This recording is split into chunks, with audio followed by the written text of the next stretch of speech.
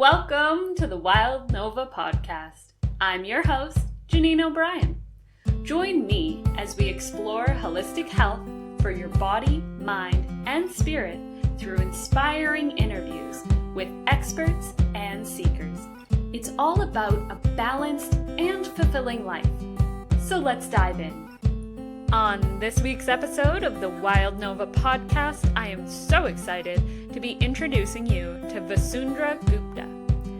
Vasundhra is a certified life coach, writer, and founder of the blog My Spiritual Shenanigans.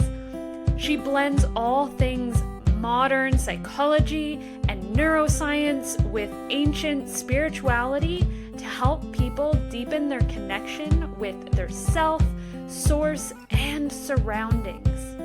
So please join me in welcoming Vasundhra Gupta to the Wild Nova podcast.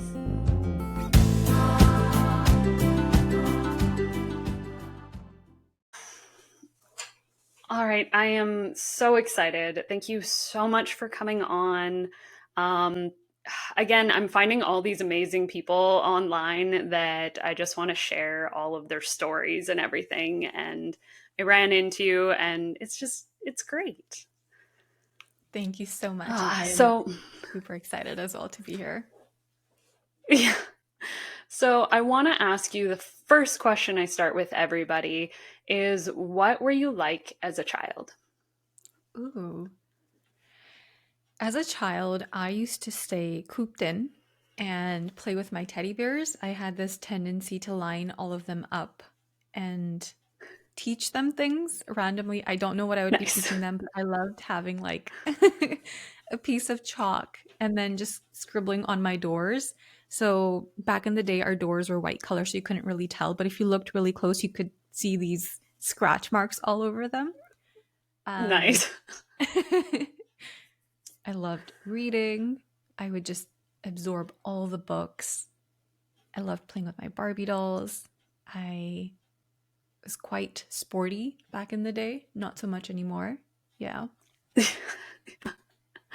That's great. So you had like this awesome imagination and creativity like right off the bat too. Yeah. So yeah, one of the great things that you've done when I talked to you was you started like blog posting quite a long time ago at this point. Like, when did you originally start? So I started anonymously on Instagram. And the reason I started is because I was going through really weird stuff and I didn't want to talk about it to anyone I knew personally. I just needed a space where I could dump my thoughts. I opened an anonymous Instagram account. Interestingly, people that I knew started following me. So they couldn't have known it's me because there was no identity around it. No picture, nothing. But I started feeling like there's something happening here. So random strangers started following, and I just kept going, talking about my spiritual awakening and the pain and the suffering and the identity crisis, the existential crisis. Eventually, Instagram's captions were too short. And I found myself limiting my words. And that's when I decided to create a blog. And I was like, I have more to say. And here it is. Yeah. Oh, amazing. You now have like over 200 articles like on your website. It's amazing. Like, what's been like one of the most challenging things about being so consistent in your blog writing? The thing is, consistency of itself has changed its definition. Back in the day when I had started, I read Julia Cameron's book, The Artist's Way. And one of the practices was to write morning pages. So I had a tendency to start literally in the morning, put all my brain dump into like in a Word document that I've never looked back at. And I would just stay glued to my screen. So I would write article after article after article. So back then, in I think 2019 is when I'm telling you about, I had an article a week go up, and each article was like 2,000 words. So it's basically writing like 2 books a year. Yeah, that's amazing. But today it's very Oh, different. I've changed. My communication style has changed. I prefer speaking more. And so I notice yeah. myself writing less. I may, on the occasion, use a workshop or a replay and create some content from that.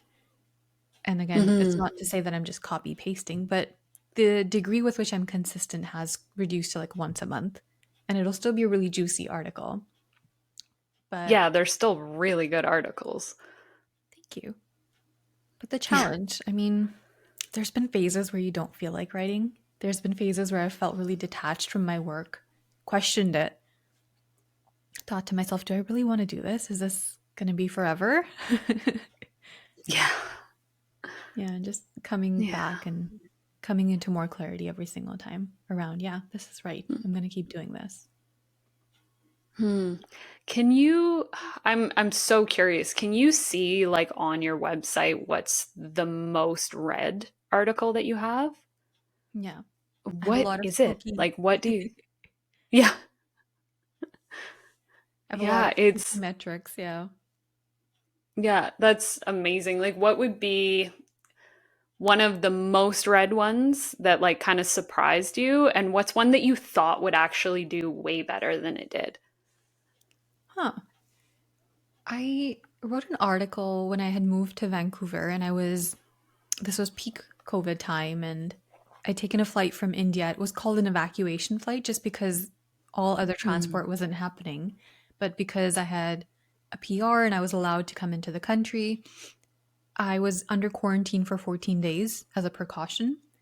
And so my Mhm. wonderful sister in law just gives me her laptop. I'm new to Vancouver, I have nothing else to do. And she's like, I know you're going to like to work, so go ahead. She had a private room for me prepared. I sat there, I was writing a bunch of stuff, giving a couple of sessions here and there to clients. I wrote an article about the 10 stages of a spiritual awakening. And I think Mhm. it's like the most weirdest random thing I wrote about. And it did really well. Like thousands and thousands of people read it every month. And I get why, but I don't know why I wrote the article. I think it was just like a channeled intuition to Yeah, do that. Mhm. that's amazing. Yeah, it's such an interesting topic for people, especially when they're at the start of it, because sometimes all of a sudden you hear that like trigger word where you're like, what is a spiritual awakening? Like, what is happening to me? My world has completely shifted 100%. And it's like, why? And is that why you wrote your one book? Oh, geez, what was it called again? I Homecoming? think I have it. Yeah. Yeah, that one was interesting. So that's why kind of you wrote that one? So the story behind Homecoming was that a person, someone's sister reached out to me sharing her brother's spiritual awakening experiences that were almost crazy. And she Hmm. didn't want to label him as such, but she was frustrated. She did not know how to deal with him, how to support him. He seemed to be moving further and further away. And it was such a perspective shift because every time I speak to someone, they are the ones going through the spiritual awakening. And they are the ones that feel like everyone else is distancing. Yes. And so that reframe allowed me to come up with different chapters on how we can share our spiritual awakening with someone who's not on the path with us, who doesn't get it, but does want to support us. And so Yep. I framed the book in a way where it's like a guide for those that are in the process, but also that are supporting the people that are in the process for the awakened and the awaking. Yeah. Mm. Yeah, I love that because that's been something that's been really present, like even in my life, like with my husband and stuff like that. During my journey, he was not on this journey at the same time as me. So it was very much yeah, a different situation and like almost trying to like tiptoe around like, okay, this is what I'm doing, but I don't want to give too much information because I don't want to freak them out and all that kind of stuff. So that would be really helpful. Yeah, I mean, just a few Mhm. minutes ago, we were talking about how it's 11:11 on the clock. And I don't know if Yeah. you had this experience, but I couldn't share that necessarily with friends and family because I was like, they might not get it. They might think I'm crazy. Eventually I did start telling people, but it was really long before we could, right? Yeah. Yeah. There's so many things that even now, it's hilarious. So one of the things is that, like, to me and my friends, that was super spiritual and super amazing and just this like incredible moment seems crazy to so many people. We were at a women's retreat and we were on the beach and it was a full moon and we were all like around a fire and we started like holding each other and literally just like howling at the moon. And all of a sudden, all of these like coyotes in the distance started howling back at us. And so we're sitting there and we're like communicating with the wild, like on the lake with the bonfire. And we're just like this incredible moment we got to share. And some people would be like, what do you mean you were howling at the moon? Like, what? And we're like, it was incredible. Like, Wow, I had oh, goosebumps hearing that story. That was incredible. it was so amazing. Like, I'm still so close with most of those women. It was, yes, incredible. Yeah, I mean, those brief moments where the veil becomes really thin between oneness and Yeah. duality. Oh, Yes. Yeah, I love those moments when they do come up. And it's like, even like you said, like when you're even in work sessions and stuff like that, and you get those pings sometimes, and you're just like, oh, yeah, okay, that's the missing piece of what we need to work through right now. And yeah, it's just perfect. the synchronicities. Hmm. Yeah. So you offer like coaching and stuff like that on your website as well for people? Yeah. And that kind of came out of nowhere because I always thought I'd be a writer. That's going to be my jam. And that Yeah. eventually led to some kind of book club that I joined temporarily. And I was in search of making friends that were interested in stuff that I was reading. And a woman I met, I was speaking to her about something randomly. And she's like, someday you're going to be a TED Talk speaker. You speak so well. Now, this is 4 years ago, and I had no intentions of actually speaking anything anywhere. But the Yeah. moment she said it, it felt like the truth. It felt like there's going to be a day where I have more to say to the world, and the world will want to receive that.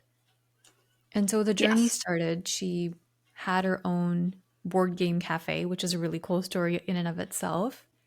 But she invited me over. She asked, why don't you do some workshops around topics you're interested in? We don't have to make anything out of it, but it's just an experience for you to have. And so that became my opening into doing something in person with people. Then COVID happened. A woman reached out. She wanted one on one support. She knew that I'm meant to support her because she kept saying, you're my guide. This is right for me. I know I have to work with you. Yeah. And here I am thinking, I don't even know what coaching means. I don't know how much to charge people. I don't know how much a session Yeah. should be. Yeah, and my brain was just not seeing the whole divinity and the unfolding of the event. My brain was Yeah. focused on logistics and doing right by her. But yeah, Yeah. that's just the random journey of becoming a coach. Those are those moments where, like, even you post a blog and stuff, that like destiny moments where you're like, okay, what is destiny? And it's like trying to find those moments and just go with the flow sometimes and trust that you're like, okay, this is my next step and I have to listen. Yeah, sometimes you're Yeah. forced to listen, sometimes you don't have a choice. The universe shuts Yes. down all other doors. Yes. Yeah. There's times where I'm like, oh no, that's just the trauma in my brain being fearful kind of thing. And so it's trying to like listen to like, okay, no, don't do that. Don't do that. And it's like, okay, which is trauma, which is ego, and which is actually the path for the highest good? Like trying to discern sometimes what you're hearing can be the hardest part of this journey, I find. Mm, yeah. I've found that, Mm. and we can see if this resonates, but when there's trauma, it usually keeps lingering on. It continues to build on the story of what might happen or what had happened in the past. And there's a lot of Yeah. narrative. But when there's intuition or knowing, it's so subtle, you almost miss it. And it's so, Yeah. it comes out of nowhere and then it just kind of fades away. And either you listen to it or you miss it. But it doesn't Yeah. have that narrative, it doesn't have that story. Yeah. Yeah, I find it also shows up in almost like different parts of my body where I can like feel the energy of it. And when you learn to strengthen it, it's so much easier to tap in and be like, okay, what part of me is feeling that? Like, am I feeling fearful from it? Is it anxiety? Is it from the past that's triggering this? Is it all of that? But if I like ask myself a question, into my center and into my heart and go, okay, how do I actually feel about this? I'm like, yeah, no, this feels like the right step. Like, this feels like where I should go, not where my brain is telling me to survive, you have to do this. Yeah, yeah. I love that. Yeah, connecting with the different layers and then Yeah. sensing into what layer just feels more truthful versus survival. Yes. Yeah, it's always a fun.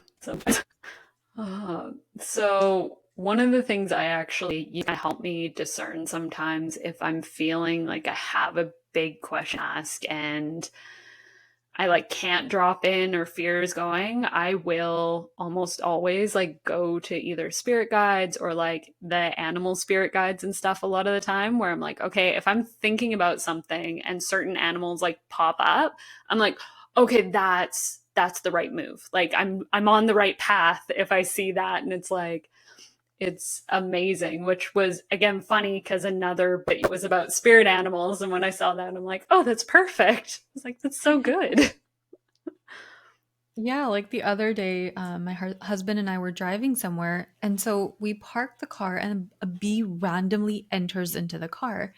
And so originally, we're just freaking out. We run out of the car. We're like, either the bee stays or we stay. And then Yep. I don't know what happened, but I rolled down my window at some point in that drive. A couple minutes later, another bee enters the car. Oh my God. And then my awareness wakes up that this is something deeper. There's more here that we need to focus on. And so for me, the Yeah. message of the bee is usually just be present, be in the moment. And so I've Yeah. also seen, I don't know if this is true for you as well, I'd be curious, is when you don't listen to the synchronicity, it keeps becoming stronger until it really catches your attention. And then the Yes. moment you get it, the moment you listen and act on it, everything settles down. Yeah. Yeah. 100%. I think one of the hardest things I find is like doing this path, learning to trust yourself is like super hard. But when you start and you're like, okay, the universe has my back, like everything's coming up roses and it's going so well. And then you finally you're like, okay, the universe wants me to do this thing and I'm going to work really hard at becoming this thing like a coach or like something like that.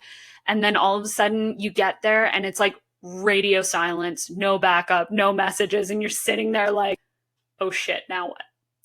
Like it's like so unnerving. You're like, did I miss a message? Did I not listen? Like, did I do the wrong thing? Like it again, it's into panic. Like, I swear I was listening. What did I miss? Yeah, that spiritual disconnection. I've seen so many people go through that. And every single time, it's basically one of two things. Either we've become too comfortable in our journey and in our ways, and the spiritual journey isn't about that. It's never about getting comfortable, it's about the constant unfolding. Not to say Yeah. that we don't get rest and that we don't get to integrate, but it's not about becoming, it's not about conforming. Yeah. And so it's either that creates spiritual disconnect, or sometimes I feel like the universe wants us to reach out more. to go deeper in our own connection with it versus thinking, oh, I meditate 10 minutes a day and that's going to be plenty. The universe says, come look for me. I'm here. Yes. But can you find me in a little bit more depth? Yeah. Yeah, I spent like a month not that long ago where I was like, I feel like I'm not getting any messages and all of this. And then I realized I'm like, it's because you're anxious right now. You have really high anxiety at the moment. You're going through some stuff emotionally, and you're using all of your avoidance techniques at the moment. And so you aren't giving space for messages to come in. It's like you need to be silent. You need to slow down. And sometimes it was literally, I was like, why is anything coming to me? Like, why can't I get help? And then I would be doing something like sit on the ground for 2 seconds and just working on one of my plants. And it was like download after download after download. I'm like, oh, I haven't let my mind shut up in like a month. Of course, nothing was coming. Like, it makes total sense. It's so real. And I used to always wonder, let's say you're having a meltdown and you're crying and then you're trying to talk to your guides and be like, tell me what to do. Why are you watching me cry? Are you enjoying this? You like to see me suffer. Yes. And you just tend to spiral down into that train of thought. There comes a point where your nervous system collapses. It goes into freeze. You shut down. Yep. And then the wisdom pours in. Then there's Yep. acknowledgement. And they show up in the most loving but detached way, where it's almost like, could you not coddle me a little bit? I've just been through so much of crying and purging. Why are you being so detached about this? Or like so just I've been in those low moments, and even like I've used my oracle cards or something like that, and it's just I'm like, I just need some help. Like, what am I supposed to do? And it was like straight up every message I get was like, just do it yourself. Like, stop asking us and just do it. And I'm like, but I just want. That's not the point of this. The point is you need to do the work right now. So we're peacing out for a little bit. Like, stop asking. And I'm like, crap. That's a very real lesson. Yeah, I mean, it's really interesting because I had a client call in the morning where my client is in a situation where everyone else around her is making progress in their career. So she's trying to quit that job. And yet everyone else is able to quit. They're able to get something better. She keeps going for interviews and she's at the last stage where they don't accept her. And so she started taking that very personally. So we did a lot of unconscious clearing around it. She still started to feel like, nope, there's something deeper there. I'm still stuck. So when we connected with her soul guides, what was interesting was her soul guides left her. They were there originally. They connected with her, offered her love. The moment she dials in and asks them, what do I need to do? How do I get out of this situation? They leave. She's left there alone and she's panicking and she's like, I see them, but they're out of reach. What do I do? Why are they away? She's so sad. And then I asked her, what if this is just a demonstration of what's happening on Earth? Your goal is out of reach. You're grasping for it, but it feels really far away. What are your guides trying to demonstrate in this situation? And it just turns out it's all about play. It's all about her just enjoying, relaxing, giving herself permission, her inner child permission to be there, to enjoy the moment, to not worry. Yeah. And so I just find it fascinating how we think that we're stuck or we're not making progress or the guides aren't helping us. Yep. But even in the non-helping, there is so much of support and help. Yes.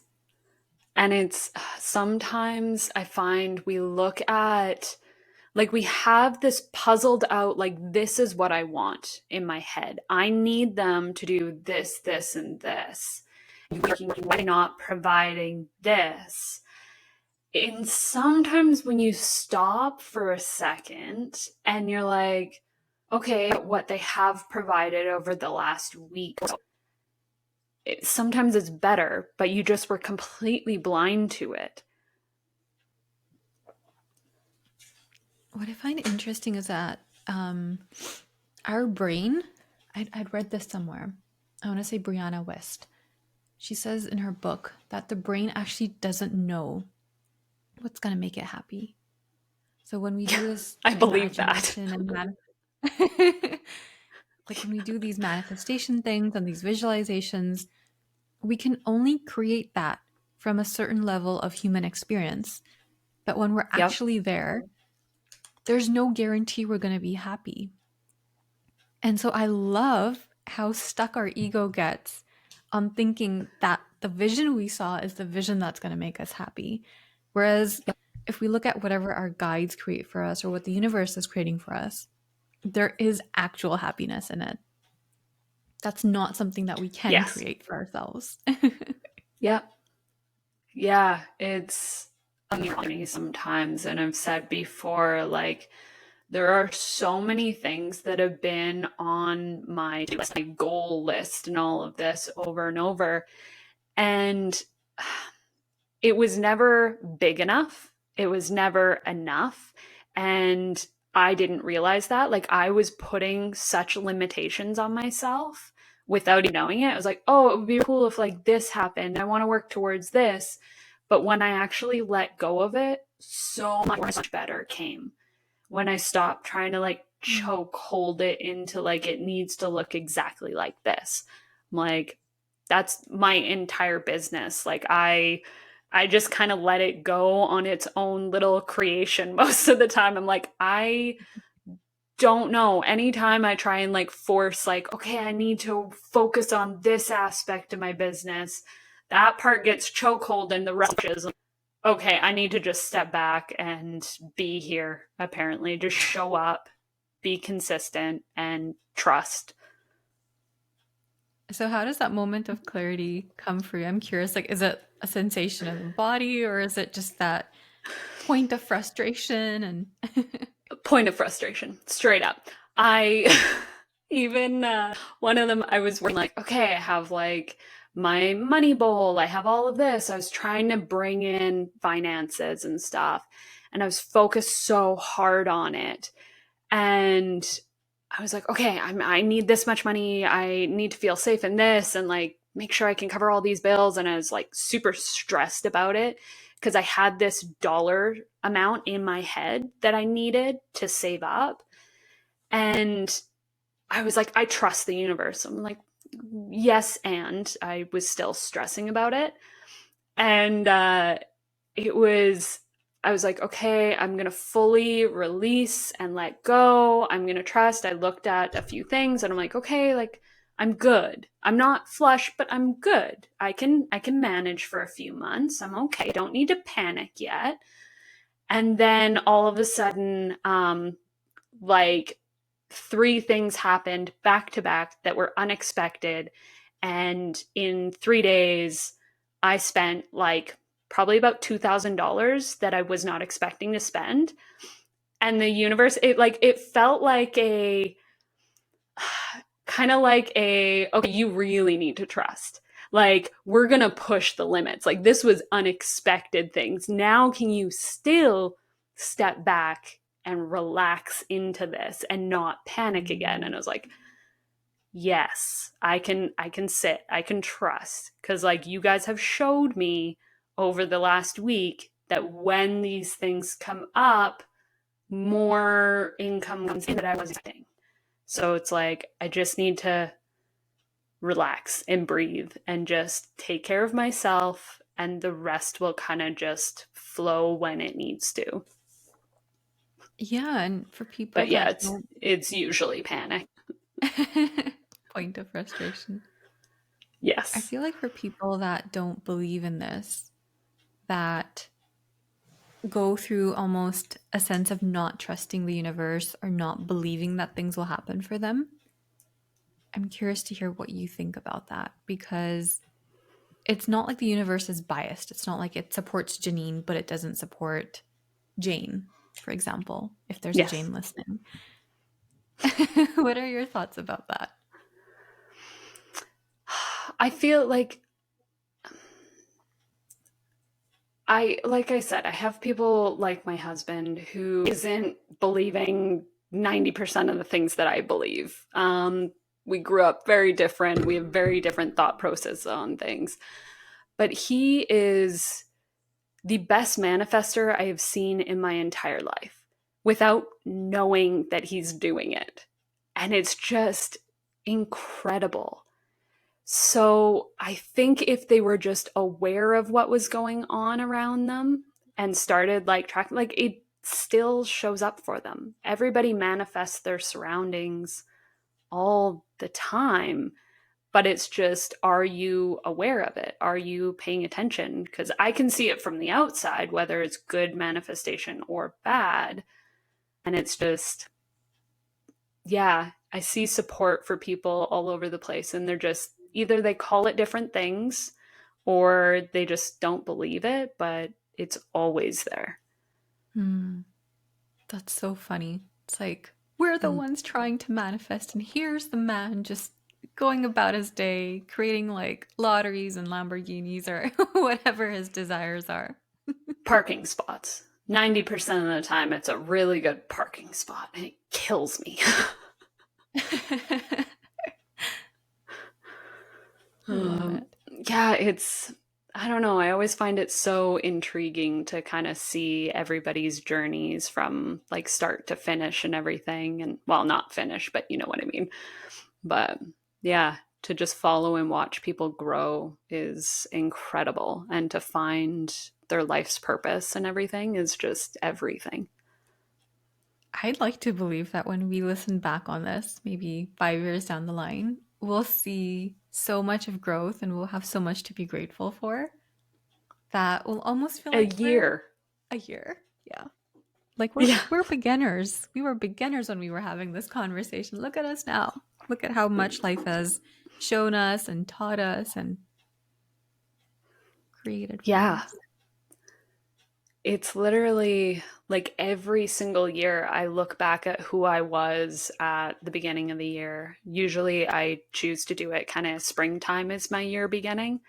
So I look back at like everything that's happened and all of the growth points. And God, over the last few years, like I never would have thought I'd be here doing this, even like the podcast and stuff. And literally, like yesterday, so I started the podcast in December.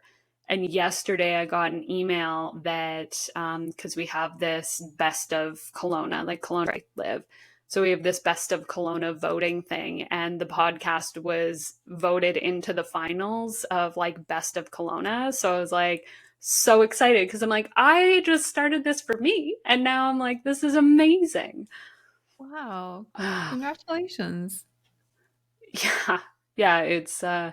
It's awesome. So it's like, it's those little things that like our growth is so much faster than we realize sometimes. I was just like, oh, I'm putzing away doing my little podcast and all of that. And it's like, oh, right. I'm like, people like listening to it. Awesome. They're definitely tuning into something that you've created that is powerful. And we get to have more and more. Yeah.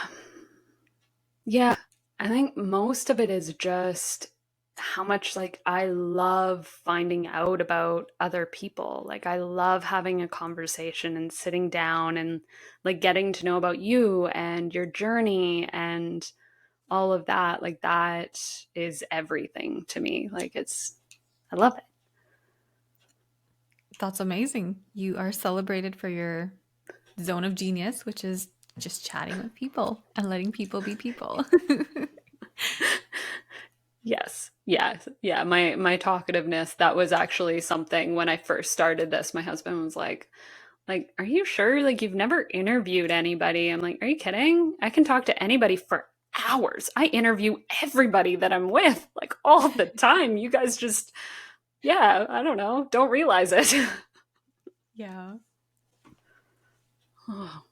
I remember So, the first time you and I talked. It was so yeah. natural. It just, Yes. it was nice. We talked about everything and nothing. Yes. That is literally everything all the time for me.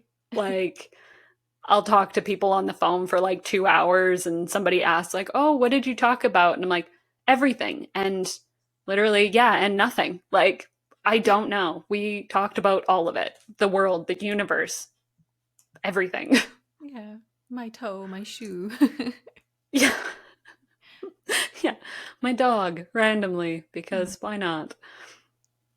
Uh, so, like, what's been the really big turning points for you in your journey? There's been so many. Of course, the Yeah. awakening itself, that disastrous dark night of the soul, that was a turning point. I've been in and out of touch with my spiritual connections. And so there have been years where I don't feel like doing anything related to spirituality. And I've stayed true to myself in that I continue on self development, and it's usually focused on psychology or neuroscience or something along those lines. It's a very human way to evolve. And then there's moments of grace and mysticism where it feels like another turning point is happening, a deeper connection is being established. There's more here that I get to be and I get to experience than I'm allowing myself when I limit myself to the human experience.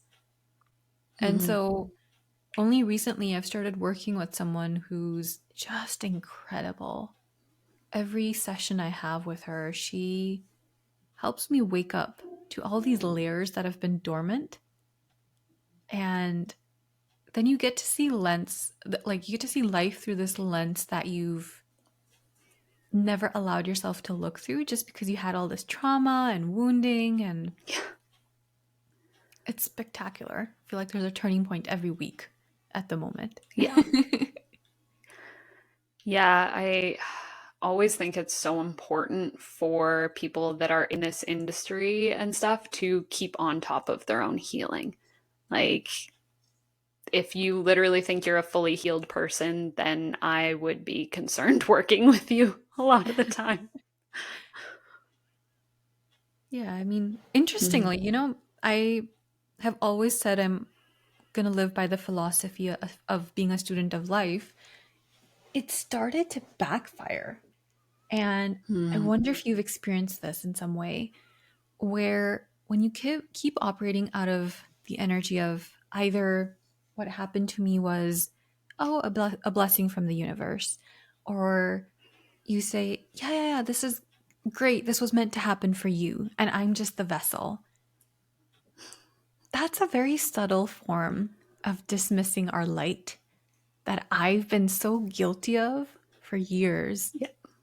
And when we dismiss our light in that way, I find that it comes out in other forms, which is more of the shadow, where that ego Hmm. and that frustration comes up. And when someone doesn't understand us or value us, then we really feel like, oh, you don't know who I am. Like, I'm so good.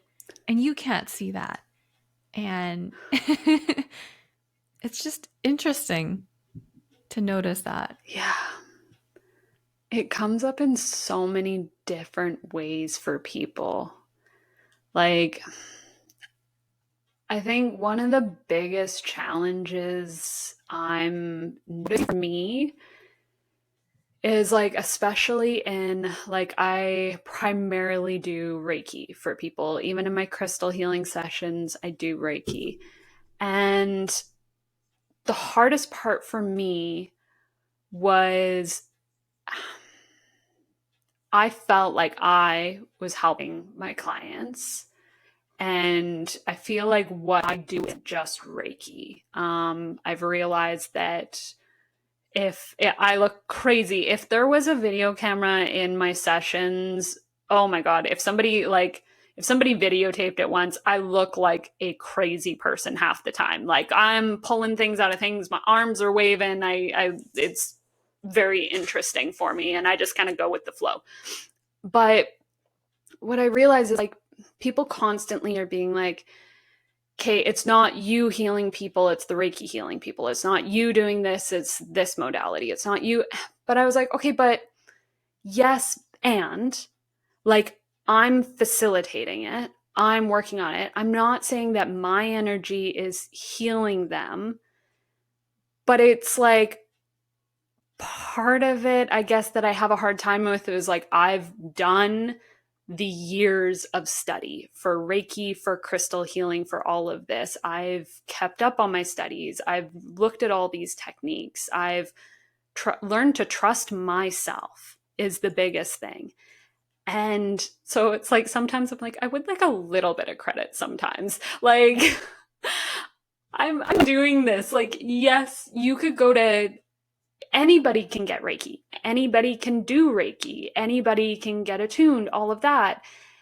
But what I'm doing most of the time isn't just Reiki. And it's like, it's me and a team of guides and stuff like that. Like, part of it is me listening to like, okay, I need to call in this person. I need to this. I'm seeing this. So I'm working on clearing that. And if it wasn't for like, sure, they would find a way to clear it, but I don't know. You know what I mean? It's hard to explain, Yeah. but it's like, it's not just me, but also I am facilitating it. So part of it is me.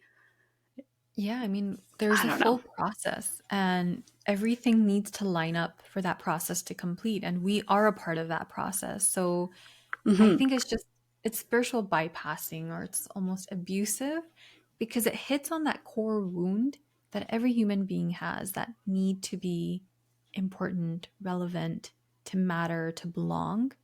And until Mm-hmm. that wound isn't taken care of, until we don't see us for the light that we have, we can't truly say that I'm just the vessel. To Mm-hmm. have that level of clarity, I would say you need to be enlightened to finally be Yeah. able to own that I'm just the vessel, because at that point you don't need, you've seen yourself, but you've seen yourself Mm-hmm. as the universe and you've seen yourself as the process and you've seen the person, you've seen yourself in the person receiving the process. And so, yeah, it's interesting that we can't always just say we're a student or that we don't know and it's God or universe or there is a degree of healthy ego that needs to be tended to first. Yeah. Yeah. I don't know. It's a really interesting journey. I guess part of it too is like working in this industry. I just see so many people undervalue themselves and undervalue their service and undervalue what they're giving to people and then wonder why nobody's valuing them. And it's like, if you're giving away free sessions every week or your session is always 50% off, people aren't going to want to pay full price. Or they're like, well, if it's like $30 cheaper than everybody else, am I paying for what I get? Like, and I think part of it was in this industry, there was such a long time where a lot of people were like, well, if you're doing Reiki or you're doing healing, you should do it for free. Mm, And it's like, but I need to feed myself, and everything is an energy exchange. Like, that's mm, the basis of it. Like, if I'm putting energy in, or I'm doing this type of energy, whether it's, I have friends that will trade services, or if they have a garden food or something like that, it's like, you need that reciprocal exchange, I find a lot of the time. mm. I love that. Yeah, because the money trauma gets perpetuated. It's projecting onto other people that somehow they're not really spiritual if they're charging for their services or Yes. it's just fascinating because it's one concept to say it's just energy exchange, but to really grasp that is something else. People, you're right, they don't value themselves because they live under all these traumas of what their worth is, what they're allowed to Yeah. charge, what it means about them when they charge money. And there's just no truth to that. It's just stories, stories that Yeah. don't serve. Well, and I even have people that are like, well, I want to help people, but none of my clients have money. And I'm like, but they do and what they choose to use it on is up to them. And if they are really meant to get this healing, honestly, we've seen like the money will come. And something free, there are free services. Like sometimes even me and my friends will do a guided meditation with Reiki, and it's by donation. You could show up and give $1. Like it's $1. So there are those exchanges for everybody. But yeah, undercharging all the time is just not, I don't know, it's not doing you any service. Yeah, and a couple of reframes that I typically tend to offer anyone in that space is one, nothing is free. So when you are the one leading a free service, basically you're bearing the cost. You're bearing the Yes. cost of delivering it. You're bearing the cost of your time. If you're using, for example, a Zoom or you're booking a space, you're bearing that cost as well. So there always is a cost for everything. Yes. And the reframe gets to be, I'm willing to bear 100% of all the cost so that you get to enjoy the reward. Are you okay with that? Yes. It's funny. A thing that I've practiced for a really long time that kind of shows that in my life is I have always been a very capable person. If something needs to be done, I will build it. I will learn how to do it. I will move it. I will shift it. I will find a way. And because I didn't have a lot of money growing up, I can do it myself. So now I realize, I mean, it takes a toll. It takes a toll on your mind, everything. So now I'm going, okay, how much would I pay myself to do it? If it's a job I don't mind doing, I'm pretty cheap. If it's a job I really hate doing, I'm very expensive per hour because I don't want to do it. So then I'm like, okay, what is somebody else charging? Like, if one of the great examples was our dogs in the backyard, it was like an entire winter in the backyard. I did not want to clean it up. I'm not doing this. I would charge myself $500 an hour. I don't want to do this right now. Like, I have other stuff that's more important. So then I found somebody that's like, okay, they charge $20 an hour. And I'm like, I would pay that. I would definitely pay that. So I just paid them. It took them 2 hours, cost me $40. Definitely worth it. And it was like, that was my energy exchange for myself. Because if I was out there, sure, I could have done it for free. But to me, it wasn't free because it was like my mental and physical health would have just hated it the whole time. I love that. Yeah. If you're expensive when it's something that you just don't want to do yourself, then of course outsourcing it. And then you can outsource without feeling guilt also. Yes. Yeah. I just write myself a bill and be like, Janine costs this much. I'm like, ugh, she's expensive. I need a new contractor. I do that for social media. I did not enjoy creating reels in the beginning. And so I said, I'm going to pay myself the way I would pay a virtual assistant to support with this or anything. And I noticed that somewhere along the journey, that resentment went away. And I could fall into the joy of just doing it. And so that's happened too. Sometimes outsourcing isn't required once you honor the time, the hidden time and the hidden cost that was going into something. Yeah. Like, as you know, having your own business, I think the hardest part sometimes is remembering to pay yourself. Like, I spent so much time putting all of my money back into my business. And it's like, sure, I can do that. But knowing that I have a side account that like a percentage of all of my sales goes into the side account. So if I want to buy myself something, the business is paying for it. Like, I paid for it as an employee kind of thing. Like, it's a part of it. If I choose to buy something for the business when it hits a certain amount, that's a choice I make. Like, but most of the time I'm like, you know what? I did this today and this saved up. I'm like, I kind of want a new pair of shoes. And it's really nice to be able to do that with money from my business. Like, yeah. Yeah.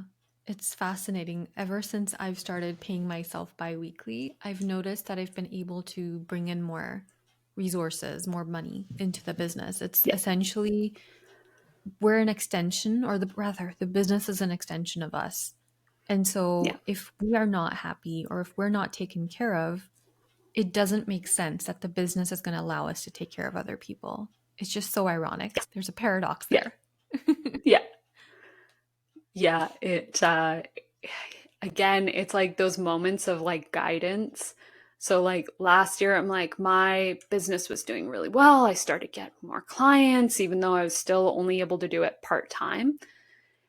And it was weird because I was getting like multiple clients a week. And I'm like, I'm really doing this. I'm so proud of myself. And I looked at the calendar and I'm like, I have nobody booked for this like chunk of time. I'm like, what is happening? I was like, well, that's really weird.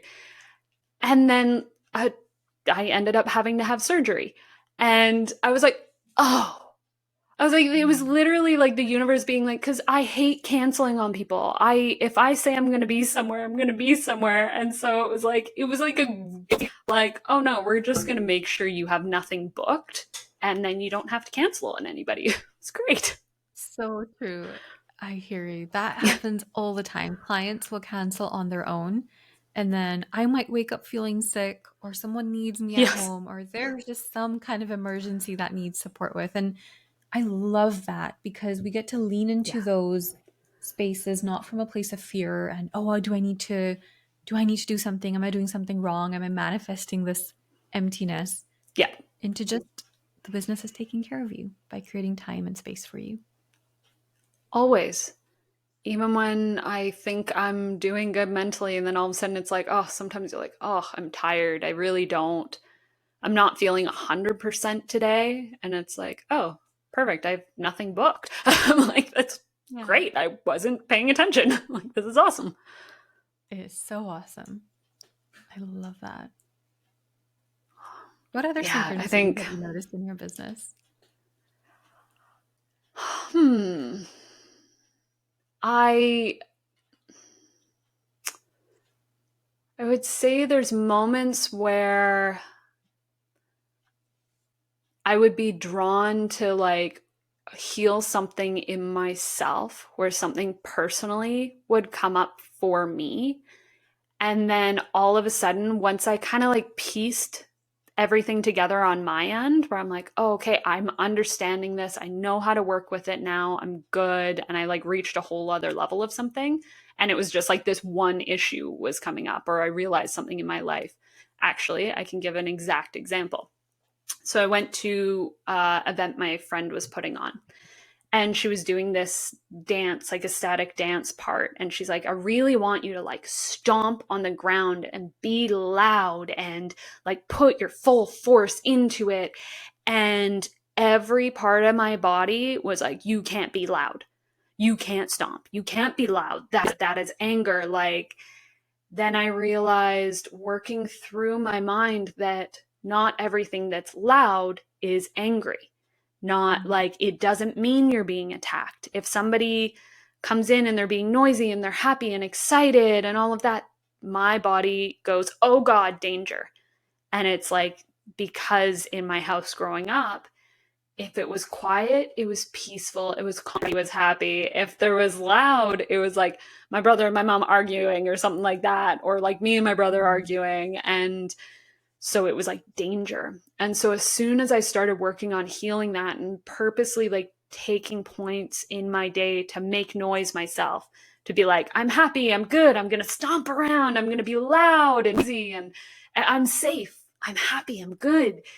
And then literally it was like the next client found me off Google randomly. And it's like the next 3 clients all had the same thing to work through. They're like, I'm around people and it's noisy and my nervous system just starts shutting down. And I was like, I get this. Like, I was just working on this. And it's like Yeah. every time I make these like breakthroughs in my own life, all of a sudden the clients find me that I'm like, oh, that's why this was coming up right now. It's like more people needed help. I love that. That is so, so good. so juicy. And it's fascinating because every time that happens, don't you feel like the universe is affirming you're on the right path? Not only for you, but you're on the path of Yes. service. And that's just the way you need to serve people. Yes. Yeah. I sometimes wish that the traumas were a little smaller that I could help people with. But, it's everything. Like, I have been able to help so many people with such because I work a lot with like trauma and grief and stuff like that. Like, those aren't happy, good feelings to help people at times. And I didn't enjoy going through all of it, but I at least understand how it feels in people's bodies to kind of work through it and help them through it. Whereas some people that haven't done that work, it's harder for their energy to almost like magnet to it and connect to it. And it almost feels like inauthentic. It kind of feels like when you're on Instagram and people are so curated, where their house doesn't look like that all the time. And it's like that inauthenticity where they're like, oh, I can help you with this. I'm like, have you had any trauma? Have you struggled at all? How can you help me? Like, it doesn't Yeah. make sense. Yeah. I mean, being in the thick of it, I've heard so many coaches worry that because their life isn't sorted, they can't help other people. But I find it to be the opposite, which is like you're more Yes. relatable. You're not Yeah. speaking from this high pedestal, like, oh, come walk these steps and you'll get there. It's like, nope, I hear you. I'm just one step ahead and it sucks and we're gonna make our way through it. So that's Yeah. that's awesome. And Yeah. it's courage, It's right? yes. It's a lot of Yeah. courage to continue being with and willing to go deeper into the healing and the core work and just I don't know why we keep going, but it eventually you just don't have a choice. You can't not go deeper. You can't ignore it anymore. Like, yeah. Yeah, and even like, I know for me doing the podcast, one of my biggest concerns was I'm like, okay, I know I'm always growing. I know my opinion always changes. I know all of this, but all of this is going to be permanent. Like, and you put everything on a blog, or at least with the podcast, people have to find it and listen to it. You're like Googleable. Like, that's terrifying to me. I don't know how you did that. I mean, I hear that, and this is where I feel like the blog has more leeway than someone that's putting on a podcast. I've had articles in the past that when I was going through editing or rewriting them, just like you said, I know my thoughts are going to change. I'm evolving. My perspective gets to evolve with me, and so does my blog. I wanted the blog to continue getting updated as I learned more. And so, for example, there's an article I've written about soul contracts. It shows up on page one. It used to be right on top, like page one, first inquiry, my spiritual shenanigans, soul contracts. And so I noticed I had written things that were really dated and that weren't Hmm. resonating anymore. And I had the leeway to go in and alter that and publish it differently. So, in that way, blog is less intimidating. But at the end of the day, it is the journey. We get to integrate and not look back with shame, rather with that sense of Yes. pride that I've come a long way Yep. and I understand more.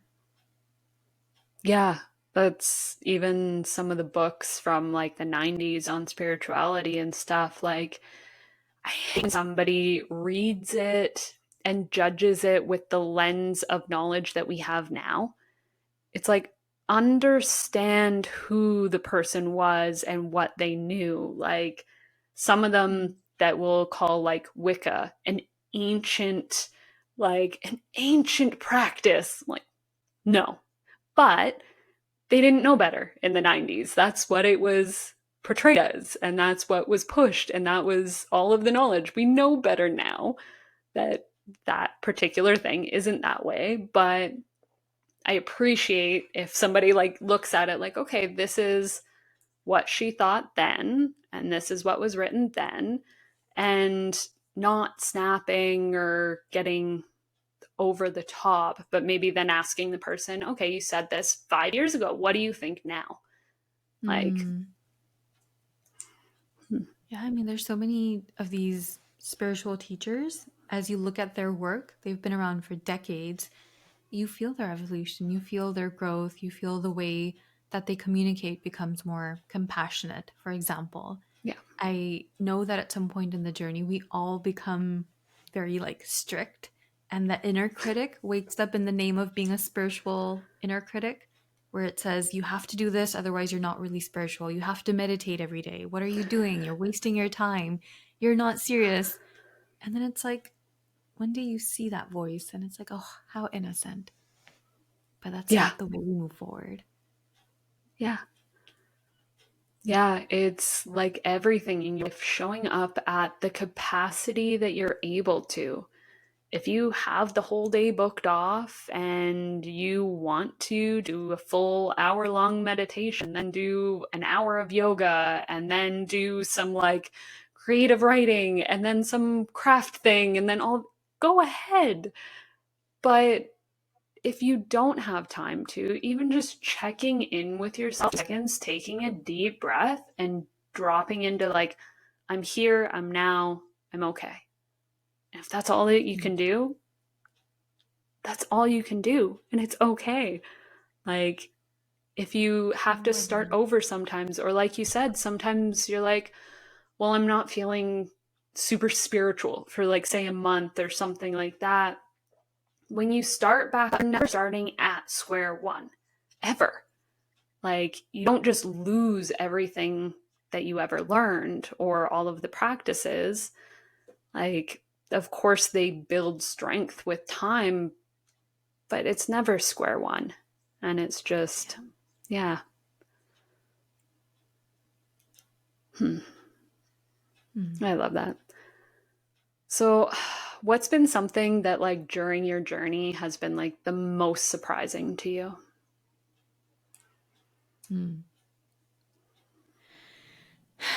I find it surprising. Sorry. I find it surprising when I look at people and they don't know that there's resources available to help them move through something. And my heart goes out to them because there's so much acceleration available once you lean into the resources. Yeah. And I just consider it grace. We are so blessed and we have so much grace from the universe to have resources, to be a facilitator of resources. And I think a part of me is waking up to wanting to educate people more that, hey, there's this random thing you're experiencing. Did you know you can actually do something about it? It doesn't have to be this way. This isn't the norm. Yeah. Yeah, that's even like, you literally have resources on your site even when I looked, and like some of them are free. So again, it's like money shouldn't hinder your ability to heal. So it's like you have like guided meditations and guided hypnosis and stuff like that. It's like there's always going to be a free option of something somewhere to help. Like, you should never feel completely hopeless and alone. And I found personally times where I did feel that way, even if I had friends and family and I was just in like the darkest. Those again were times where I went to my guides and I was just like, please help me. Like, I need help. I feel like I've been asking for help, but this is my final plea of like, I need help with this. I need to not feel so crappy right now, and I just need to see where my next step is, because I can't see it right now and I can't see any way out. And it was like, as soon as I dropped in and just, I literally sat there, I was like, anybody, anywhere, I don't care who's listening or what religion you are or anything at this point or who you're here to help, just help a little bit, just a little bit. I was like, I just need somebody somewhere to help me just get through this for one more day. Like, and honestly, after that point, I was able to actually make those steps up. So just when you feel like you're alone and you have no hope, to just stop for a second and ask the universe for help. like is massive. So massive. Once you open up that channel, like I always say, the universe likes to intervene, not interfere. And so up till the point where you say, I'm going to figure it out. It's me. It's all in my head. I'm going to do it. There must be a way. That's okay. That's the divine masculine working through you. But the divine feminine does call you forward at one point where it's like either I'm too tired to keep going and taking care of everything by myself, or I literally don't know the way. And therefore I surrender. There needs to be something else that shows up for me. It's interesting. Like I've had that with money. And I love that you were sharing some of your examples. I can think of the past few months where I've never found myself strongly hungry to earn a certain figure or to have a certain luxury, because I feel like that's just not what my journey in this lifetime is about. And life is real. You do have financial needs, and there's challenges that you can only overcome financially. And so I found myself in this position really stretching my nervous system to earn more. And I kept thinking, okay, I just have to support more clients and bring on more people, and I enjoy it. So a part of me was like, okay, yeah, this is really calling my power forward and expanding capacity to serve. But at some point, I wondered, what if this is a pattern of just being in the masculine and thinking I have to do it all by myself? And so when you shared that money just sort of comes, I noticed that too. I've paid certain bills that were really big for me and for my nervous system, and I don't really know how I paid all of it. I don't know where all of the money came from. I know a large part of it was from coaching, but sometimes it's like, did I really make that much money? Because my balance sheet doesn't equate to that. I've been there so many times. It's fascinating when you look back and you just move through things. It's not just money. You move through certain hurdles and you look back and it's like, did I really do that? Did I overcome that? How did I? And the truth is you didn't. You were supported through it. You were carried through it. It's all of a sudden you blink and you're like, okay, if I stop and look, I'm like, everything I absolutely need right this second is available to me. And not getting locked in that, like, it's really hard in what we've been trained around this age and stuff when it comes to work. Like, the harder you work, the more money you'll bring in and all of this. And I realized that sometimes when I push and push and push and push, again, it's like hitting a brick wall. And it's like when I stop and I take care of myself, people are just guided to you a lot easier. I love that. The universe. I know. It's so supportive, and I find sometimes my guides are just, they seem very, I don't know, snarky sometimes with me. Like, they have a bit of a snarky attitude, and I'm like, fair. Like, I get it. So even like you've done some past life regression and stuff like that, and that's so, like, what got you interested in that? I read Dr. Brian Weiss's book. I think my friend recommended it to me, and she said it's a really good book. She was one of the first people I told that I'm going through these weird spiritual experiences about. And she said, oh, this book might be your kind of vibe. And I'm reading it. I'm on a flight. I was in India back in the day. I remember not being able to put the book down and then noticing all my own unexplainable fears just wanting to be processed. So like I have a fear of heights. I don't enjoy cliffs, or I don't enjoy like looking over certain heights. And it didn't make sense because I don't have any memory of falling down or injuries, things like that. And so I look for a healer. I have 5 past life regression sessions in one sitting, and the journey just expands. I start having dreams with past life regressions in them. I start getting insight about how this event happening now is me resolving a karmic debt from like dozens of lifetimes ago. Yeah. And it just brings more depth into my perception of how I look at myself in life versus treating Mm. myself like a victim and poor me. It became more expansive to be like, I've been the perpetrator too. I've been the one causing harm. And now I get to be the person that completes that cycle. That's all it is. It's nothing personal. Yeah. Yeah, I find we have to remember that even in our life now, like you are the villain somewhere. And so Mhm. even when we feel like, oh, I'm here to help people and all of that, some people you didn't help, or you helped in a way that you never intended to, in kind of Mhm. yeah, a rougher In a way. And contrasting way. sometimes, Yeah. yeah.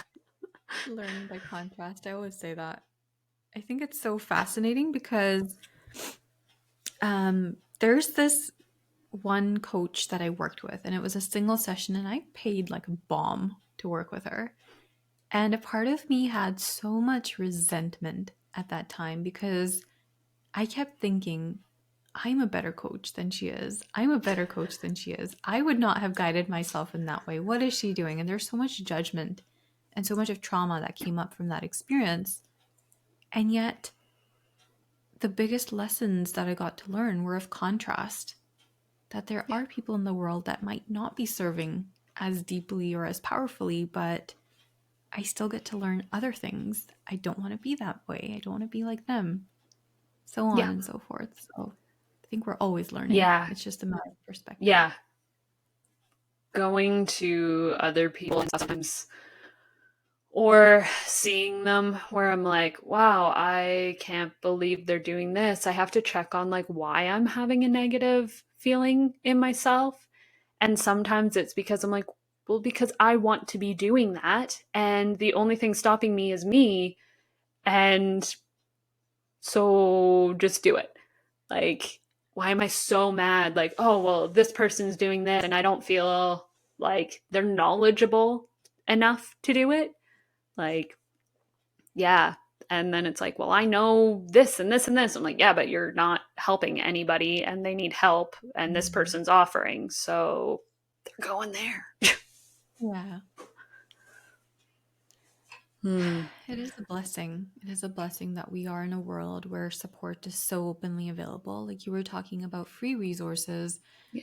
And honestly, at one point, there's only so much reading or podcasting or watching that we can do. We all Yes. are ultimately saying the same fundamental truths. And so, for anyone that's jumping from one resource to the other, sometimes the invitation is just to find your own inner wisdom. There's something Yeah. within you that already has the answers, to connect with that Yeah. versus thinking the answers are outside and that one person is going to be that magical twist for you or Yes. they're going to save you. Yeah.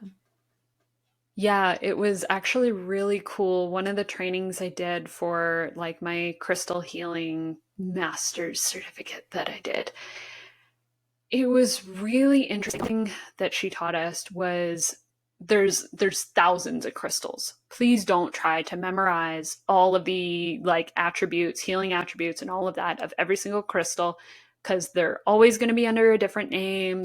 You'll just learn as you go. Don't worry about it. But also one of the practices she got us to do was to go and like get a couple crystals that you've never seen, you've never worked with, keep it on you and only that one crystal for 1 week and just kind of make notes. How do you feel in the morning, the afternoon, and evening? At the end of the week, go through and actually look up what you said and what somebody else said and like what the resources say. And it was so amazing to be like, oh my God, it matches. Like Mm. everything that I thought or felt or what was coming up for me is exactly what this big book says. So it's like, just learn to trust yourself. Like, Mm. yeah, I didn't Yeah. need I didn't need the book to say that. It was like, this helps me with this. And Mm. it was amazing that the book backs it up, but sometimes it doesn't. let's be honest. But it's like, it's energy. If that's what you're needing, that's what's important. Is it helping you? Yes. Awesome. Go with that. Yeah, I feel like if we can trust ourselves in the little things, then that trust over time, that bigger discernment, those big life decisions become easier. And we don't lose Yes. ourselves to those either. Yeah. Yeah. Trust is, I think, one of the, if not the hardest things for most people when it comes to all of this. And it's especially because a lot of what we do or we see or we're a part of doesn't always have fully tangible things. So it's like, okay, I just have to trust that it's working. Yeah. I heard a really cool Instagram quote the other day. Trust and fear both require you to believe in the unseen. And so you pick which one. Yeah. And I love that. Yeah. Yeah. Fear's a fun little monster. Oh. So much of it. So much of it we've had a chance to explore. I love that. You do that through Reiki and crystals and air modalities and yeah. It's so much fun. So I was going to say, we're almost out of time, but like, is there anything that we didn't talk about really that you wanted to go over? I mean, we spoke about everything and nothing, as I would say, and I think there was so much of delight in just reflecting on the stories and how we have so much to be grateful for, how blessed we are, and just maybe people that listen to this, if they can think of their stories and synchronicities and just take a moment to be with that versus taking all their energy away into the future and thinking about what hasn't happened yet, maybe that's something that they can think of. I love that. Yeah. And I find like this interview was really interesting because I had, like always, I always do my research and had a whole bunch of questions. And I asked only a few of them. And most of them, it was just like, I, again, had to drop in and trust. Like, I try to make a point of when I do these episodes, what needs to be said for people will be said. And what people need to hear will be put out there. It's not just what I think you is the most important thing about you for everybody to find out. It was kind of just, yeah, a lot of, okay, we're going with this today, apparently. I'm like, that's, yeah, just go with the flow and trust. Flow, 100%. I loved it. It was super natural and fun, and I really connected with you. Thank you for this. Yes, thank you so much for coming on. I have basically a couple rapid fire questions that I ask at the very, very end. So yeah, I'll just run into those. So, would you rather watch a movie or read a book? Currently watch a movie. What's your favorite season of the year? I'm loving spring this year. It's been actually a really nice spring. It's been awesome. Do you prefer sweet or savory? I usually prefer sweet, currently savory. Yeah. What is your favorite plant? My favorite plant. I've got a bunch of plants in my garden that I don't know what they're called, but I continue de-vining them. There's like all these vines wrapped up on those poor little things. So they've become my babies and I'm taking care of them and therefore they are my favorite. So as long as the vines don't destroy them. Yes. What is the best place you've ever been? I'm going to admit this. I've been a lot of places. I love Vancouver. I'm in love with Vancouver. I've heard really good things about it lately, actually, from quite a few people. So that's awesome. What is your favorite form of body movement? There's times where I don't walk enough, and then there's times where I spend about 4 hours getting lost in the forest. So just those nature walks and access to those hikes is my jam. Yeah, and you're in Vancouver. There's some really nice ones out there, like really nice ones. Yeah. A couple of nice ones near my home, which I should access more of. Yes, that's usually how it goes. What is your preferred way to manage stress and overwhelm? I love somatic work. I just do so much of dialogue with my anxious pieces, connecting with them, validating how they're feeling, holding space for them, letting them move through me. Yeah. What is your favorite type of music? Currently really into listening to music from the 90s and the early 2000s from Bollywood. Nice. That's awesome. What is the best mythical creature?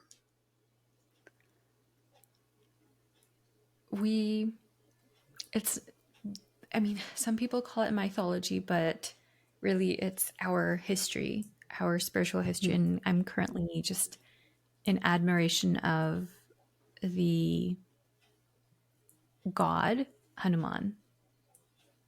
Okay. What about you is like drawn to Adman right now?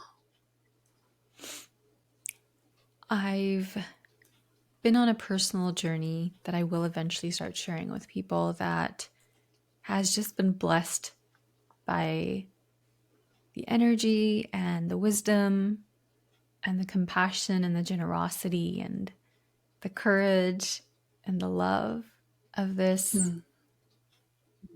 I would say that. higher self or soul or God. Yeah. It's beautiful. And the last one, what is your greatest accomplishment so far? Ooh, I would like to say just tuning into my courage. That courage meant leaving a corporate job behind. That courage meant going for a marriage that was arranged. In today's day, nobody does that anymore. And yet it was the biggest blessing for me. That courage meant starting a completely new career in the middle of a pandemic. Yeah. So just my courage is my biggest pride. It's beautiful. Awesome. Thank you. That's all of the questions. That's it. Everything. I love it. You ask really good questions, by the way. Thank you. Awesome. So yeah, I thank you again so much for coming on. And yeah, I loved every second of it. And yeah, I can't wait to kind of see what comes up for you over the next year and all of that. Thank you. Thank you, Janine. I wish you all the best as well. The podcast is just going to blow up and more people from outside of Kelowna are going to love it. And so much joy is about to unfold. Amazing. All right. Until next week. Bye. Bye. Thanks again to Vasundhra Gupta for joining me on this week's episode of the Wild Nova podcast. If you would like to find more from her, please find her over on Instagram at My Spiritual Shenanigans, as well as her website and blog, myspiritualshenanigans.blog. If you found any resonance in today's discussion, don't forget to share, subscribe, and leave a review. Your engagement really means a lot to me. Connect with me on YouTube, Facebook, and Instagram at the Wild Nova Podcast. If you have any questions or comments, you can email me at info@wildnova.ca. And as always, visit my website for any additional resources at wildnova.ca. I'm your host, Janine O'Brien. Remember, the connection between your body, mind, and spirit is a journey worth embracing. So until next time, keep exploring and stay curious.